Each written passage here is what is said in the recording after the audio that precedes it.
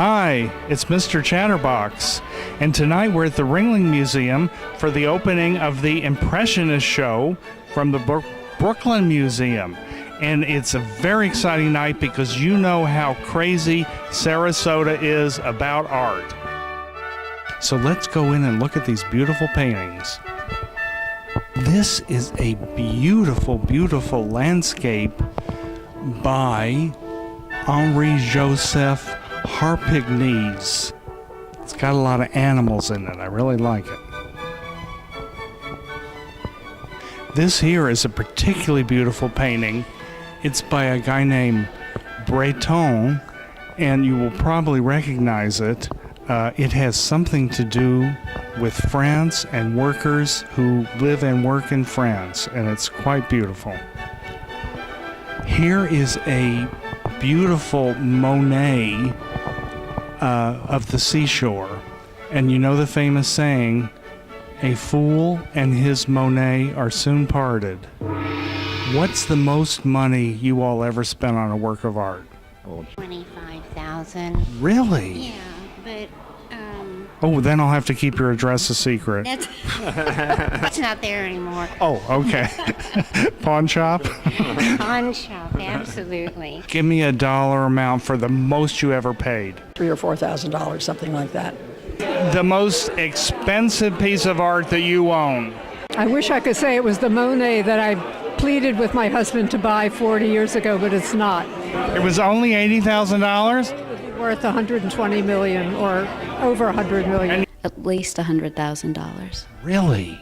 You have a painting that's worth that much money? Better be. Can I come over and see it sometime? Now, if your house caught on fire, which artwork would you grab first to save? My wife. Now, let's talk a little bit about art. Art, yeah. Do you art on the wall, not Art Smith or somebody like that. Do you have any art yourself? I do. And I have one particular piece that I am particularly, fond of. And what is it? Well, it's a Glenna Goodacre piece. It's a what? Glenna Goodacre. It's a what? Glenna Goodacre. What's that? Well, Glenna Goodacre is probably most well known for the Women's Vietnam Memorial. Do you have an art collection of your own? Not an extensive art collection, no. Do you have anything at all that might resemble an art collection or piece of art? I would put it near zero. Of all the paintings in there, and Chris and I just went and we looked at practically every one very, very carefully, which one do you think is the best? The best in this group of paintings would have to be Claude Monet's Palazzo Ducali. That's what I said.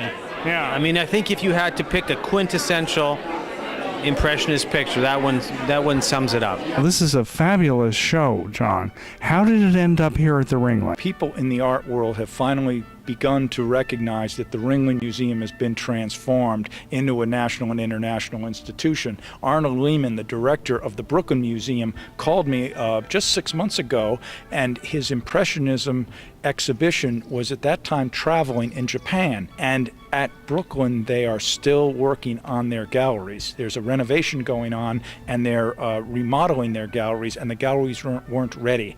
And having the Syrian wing in this beautiful space, these brand new galleries, gave us the space and the ability to take this exhibition. Without this new Syrian wing, we could never have had the Impressionist show to present to the people of Sarasota now.